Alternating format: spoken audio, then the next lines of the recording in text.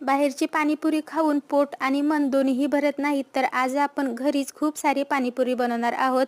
2.5 वाटी रवा घेतलेला आहे, त्याच्यामध्ये अर्धा चमचा मीठ, थोडं थोडं पाणी घालून ह्याला घट्टसर असं भिजवून घेतलेलं आहे। 5 मिनिटं झाकून ठेवूयात। 5 मिनिटानंतर थोडंसं मळून घ्यायचं आहे। छोटे छोटे असे याचे गोळे करायचे आहेत आणि याची पुरी लाटून घ्यायची आहे। पुरी लाटताना एकाच साईडने लाटायची आहे, दोन्ही बाजूने नाही लाटायची। छान पातळ अशी ही पुरी लाटून घ्यायची आहे। एका सुती कपड्यावरती ह्या पुऱ्या आपल्याला अशा सुकवत ठेवायच्यात। पुरी ज्या साईडने लाटलेली आहे त्याच साईडने आपल्याला अशी ठेवायची आहे।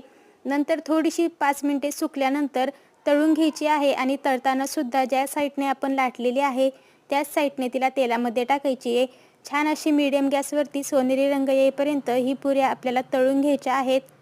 मस्त क्रिस्पी अशा या पुऱ्या तयार होतात। Like, share and subscribe. Thank you.